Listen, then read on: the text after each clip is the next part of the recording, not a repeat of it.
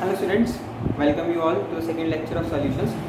In today's topic we are going to discuss about a very important law which is known as Raoult's law. ठीक है, last lecture में हम लोगों ने Henry's law discuss किया था. इस लेक्चर में हम लोग रॉल्ट्स लॉ डिस्कस करेंगे. देखिए रॉल्ट्स लॉ समझने से पहले जो हमारा हेनरीज लॉ था वो गैसेस पे एप्लीकेबल था. सिमिलरली जो हमारा रॉल्ट्स लॉ है वो हम लोग लिक्विड के वेपर प्रेशर के लिए पढ़ते हैं. So first term that we should know is about vapor pressure. What is vapor pressure? Vapor pressure is nothing but it is a pressure exerted by the vapors of the liquid in equilibrium. Suppose कि आपके पास ये कोई beaker है, इसमें कुछ liquid पड़ा है. Suppose कि दिस इज लिक्विड, इसमें कुछ वेपर्स बनेंगे. ऑब्वियसली इवेपोरेशन करता है, कोई भी लिक्विड वॉलेटाइल है तो उस पे वेपर्स बनेंगे. अगर वेपर बनेंगे तो यहाँ पे वेपर्स होंगे. तो वेपर्स एक टाइप ऑफ गैस है तो वेपर्स भी आपस में टकराएंगे. So there will be a vapour pressure. तो वही बोल रहा है vapour pressure is of a liquid is the pressure exerted by the vapors in equilibrium with the liquid or the solution. जो liquid या solution आपने ले रखा है उसके साथ में क्या प्रेशर है उसको हम क्या बोलते हैं, वेपर प्रेशर बोलते हैं. This is defined as vapour pressure. जो आपका वेपर प्रेशर है that depends upon two factors. देखो अब वेपर प्रेशर बनने के लिए क्या है, जैसे ये दो मॉलिक्यूल्स पड़े हैं. मानो मैं यहाँ पे बना के दिखाता हूँ. सपोज आपके पास ये दो मॉलिक्यूल्स पड़े हैं. These are two molecules which needs to convert into vapours. तो इन दोनों के बीच में आपस में कुछ ना कुछ फोर्स ऑफ अट्रैक्शन होगी. हाँ या ना? बिल्कुल होगी.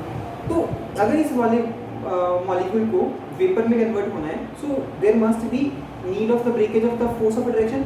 इन दोनों के बीच में जो फोर्स ऑफ अट्रैक्शन है उसको ब्रेक करना पड़ेगा. तो जितनी ज़्यादा स्ट्रॉन्ग फोर्स ऑफ अट्रैक्शन होगी ऑब्वियसली उतना ब्रेक करना मुश्किल होगा. तो एक फैक्टर तो होगा इंटरमॉलिक्यूलर फोर्सेस. तो जो लिक्विड के पार्टिकल्स हैं आपस में उनके बीच में कितनी ज़्यादा स्ट्रॉन्ग फोर्स ऑफ अट्रैक्शन है एक उस पर. दूसरा कितना टेम्परेचर है, क्योंकि इसको जाने के लिए एनर्जी चाहिए. जितना ज़्यादा टेम्परेचर होगा उतने ज़्यादा वेपर्स बनेंगे. दो फैक्टर्स जो मेजर फैक्टर्स हैं जिनके ऊपर वेपर प्रेशर डिपेंड करता है that is temperature and intermolecular pressure. एक क्लॉसियस-क्लैपेरॉन नाम की इक्वेशन आती है हमारे पास, ठीक है, जो हमें बताती है कि जो वेपर प्रेशर है वो टेम्परेचर के साथ कैसे वेरी करता है. अगर this is P2 vapour pressure at temperature T2 and P1 is vapour pressure at temperature T1. Delta H of vaporisation is enthalpy of vaporisation. R is your gas constant. So this is Clausius-Clapeyron equation which gives the relation between temperature and vapor pressure. Now come to the Raoult's law. What is Raoult's law? Raoult's law state that for a solution of volatile liquids, this is important. देखो solution को volatile होना पड़ेगा. जो liquid है उसको volatile होना पड़ेगा तभी ये वैलिड है. ठीक है, अगर वॉलेटाइल नहीं होगा तो उसके वेपर्स ही नहीं बनेंगे. States that for a solution of volatile liquids the partial vapor pressure of each component, the partial vapor pressure of each component. Suppose अगर आपके सोल्यूशन में दो कंपोनेंट्स हैं A और B. A और B के जो अपने अपने A के कारण कुछ वेपर्स बनेंगे, B के कारण कुछ वेपर्स बनेंगे. The vapor pressure of each component मतलब A के कारण जो वेपर प्रेशर होगा B के कारण वेपर प्रेशर होगा that is directly proportional to the mole fraction of the component in the solution. जितना उसका मोल फ्रैक्शन सोल्यूशन में प्रेजेंट है उतनी उसकी डायरेक्टली प्रोपोर्शनल होगी. जैसे PA is vapor pressure due to A component is directly proportional to the mole fraction of A in the solution form. So proportionality हटा के हम लोग कांस्टेंट इंट्रोड्यूस करते हैं. यहाँ पे कांस्टेंट क्या होगा, P0A is pressure of pure A. अगर आपके पास लिक्विड सिर्फ A है तो उस पर कितना प्रेशर लगता है, उसमें कितना वेपर प्रेशर होता है एट सेम टेम्परेचर, उसको हम डिफाइन करते हैं pressure of pure A. Similarly अगर PB की बात करूँगा दूसरा कंपोनेंट PB है तो ये हो जाएगा P0B XB. अब हमें क्या करना है, टोटल वेपर प्रेशर फाइंड करना है. A कंपोनेंट के कारण ये है, B कंपोनेंट के कारण ये है. तो फाइंड करने के लिए टोटल फाइंड करने के लिए क्या करोगे आप, इसको ऐड ऑन करोगे. और आपको पता है कि जो XA प्लस XB है वो हमेशा 1 के इक्वल होगा क्योंकि मोल फ्रैक्शन का जो सम होता है 1 के इक्वल होता है. तो XA को आप लिख सकते हो 1 माइनस XB.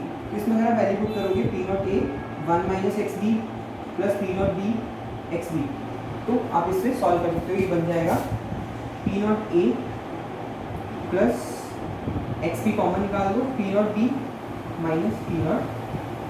तो ये आपके पास फाइनल एक्सप्रेशन बन जाएगा. ठीक है, तो आप रोल्स लॉ से क्या कर सकते हो, आप फाइनल टोटल प्रेशर निकाल सकते हो अगर दो आपके पास सोल्यूशन में दो कंपोनेंट्स हैं. अब अगर सपोज करो द सेकंड वन कंपोनेंट, दो कंपोनेंट का सोल्यूशन लेके चल रहा हूँ मैं. अगर जो सेकंड कंपोनेंट है सोल्यूशन का B component that is non volatile nature. Suppose मैंने सोल्यूशन बनाया सॉल्ट इन वाटर. ठीक है, मैंने सोल्यूशन बनाया सॉल्ट इन वाटर. आपको पता है salt is not volatile liquid. तो बेसिकली हमें क्या करना है, जो ये कंपोनेंट है इसको क्या कर देंगे, जीरो कर देंगे. इस कंपोनेंट को क्या कर देंगे, जीरो कर देंगे. और अब जो टोटल वेपर प्रेशर है दैट रिमेन्स ओनली PA. वो किसके इक्वल आ जाएगा, PA के इक्वल आ जाएगा. ठीक है, तो अगर नॉन वोलेटाइल होगा तो आप लोग ये फॉर्मूला अप्लाई करो.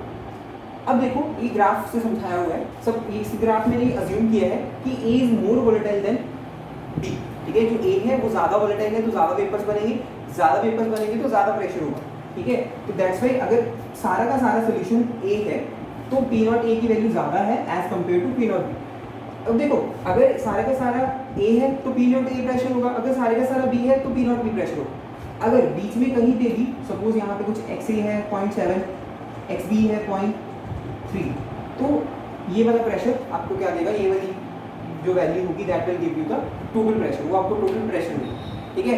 और टोटल प्रेशर हमेशा क्या होगा, पी नॉट ए से कम होगा क्योंकि कंपोनेंट है ना, आप देख पा रहे हो जो टोटल प्रेशर होगा वो हमेशा पी नॉट ए से कम होगा और पी नॉट बी से ज़्यादा होगा, ठीक है, क्योंकि मिक्स हो रहा है। ए की ज़्यादा टेंडेंसी थी, अब जो आपका सरफेस है, समझाता हूँ एक सेकेंड, जो आपका सरफेस है जिसमें आपके पास क्या है, अगर सिर्फ ए होता तो ए की तो ज़्यादा टेंडेंसी थी वेपर्स में कन्वर्ट होने की, तो ज़्यादा वेपर्स बनते, बट अब आपके पास क्या है, ए है और बी है, ए भी है और बी भी है कुछ, ठीक है। तो बी के कम वेपर्स बनेंगे क्योंकि वो कम वोलेटाइल है, तो प्रेशर भी क्या होगा, वेपर्स के कारण कम होगा। अगर वेपर्स कम होंगे तो उसका प्रेशर भी ऑब्वियस क्या होगा, कम होगा। तो this is about Raoult's law क्या बोलता है, ठीक है, कि जो हमारे पास वेपर प्रेशर मतलब प्रेशर होगा वो उसकी मोल फ्रैक्शन के प्रोपोर्शनल होगा, ठीक है। अब देखो ये तो आपको क्लियर है, ठीक है। अब अगर आपसे कोई पूछे रॉल्स लॉ के बेसिस पे, रॉल्स लॉ के बेसिस पे हम लोग इसको डिटेल में डिस्कस कल करेंगे नेक्स्ट लेक्चर में। रॉल्स लॉ को अगर हम लोग बात करें, रॉल्स लॉ के बेसिस पे हम लोग दो टाइप के सॉल्यूशंस डिस्कस करते हैं। रॉल्स लॉ के बेसिस पे हम लोग दो टाइप के सॉल्यूशंस डिस्कस करते हैं। एक सॉल्यूशन होता है हमारे पास आइडियल सॉल्यूशन और एक सॉल्यूशन होता है नॉन आइडियल सॉल्यूशन। एक सॉल्यूशन क्या होता है आपका, नॉन आइडियल सॉल्यूशन होता है। आइडियल सॉल्यूशन वो होते हैं जो रॉल्स लॉ को फॉलो करते हैं। Solutions which follow Raoult's law are known as ideal solution, उनको क्या बोलते हैं, आइडियल सॉल्यूशंस बोलते हैं। Solutions which follow Raoult's law ideal solution, which do not follow Raoult's law, they are known as non ideal solution. अब देखो ये non ideal behaviour का कारण क्या होता है, या आइडियल नॉन आइडियलिटी आती क्यों है। देखो सपोज करो हमारे पास क्या था, हमारे पास एक सॉल्यूशन ए था, एक सॉल्यूशन बी था, ठीक है, हम डिस्कस कर ही लेते हैं। हमारे पास एक सॉल्यूशन ए है, एक सॉल्यूशन बी है। तो देखो इसमें ए और ए के बीच में इंटरेक्शन थी, इसमें बी और बी के बीच में इंटरेक्शन थी। अब जब आपने इन दोनों को मिक्स किया तो क्या होगा, ए और बी के बीच में इंटरेक्शन होंगे। अब क्या होगा, ए और बी के बीच में इंटरेक्शन होंगे। अगर तो ए और बी के बीच में जो इंटरेक्शंस हैं वो ए और बी के इक्वल होंगे तो हम क्या बोलते हैं, सोल्यूशन क्या होगा, आइडियल सोल्यूशन होगा। तो सोल्यूशन क्या होगा, आइडियल। बट जनरली ऐसा होता नहीं है क्योंकि ये कौन सी फोर्सेस होती हैं, दे आर कोहेसिव फोर्सेस। जो सेम पार्टिकल्स के बीच में लगती है वो कोहेसिव फोर्सेस होती हैं, और जो दो डिफरेंट पार्टिकल्स के बीच में लगती है वो एडहेसिव फोर्सेस होती हैं।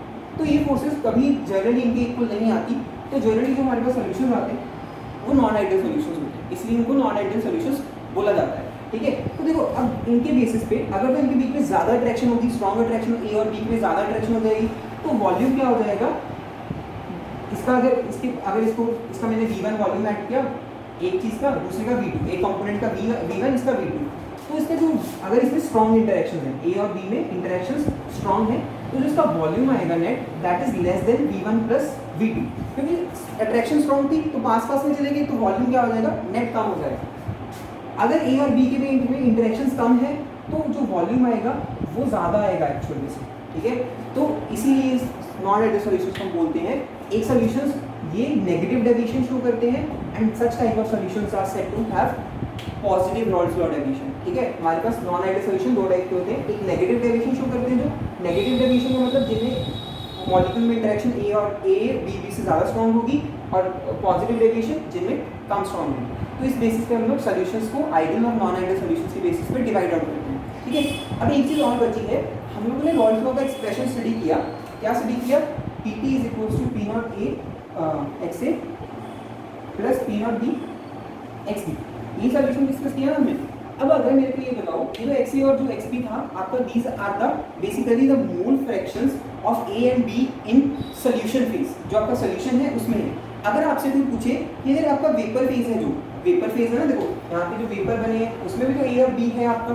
अगर आपको ये पूछा जाए कि वेपर फेज में अगर के टर्म्स में लिखना हो मोल फ्रैक्शन, तो वो कैसे लिखा जाता है, तो उसका एक्सप्रेशन आता है 1/p total is equals to YA upon P not A plus YB upon P not B।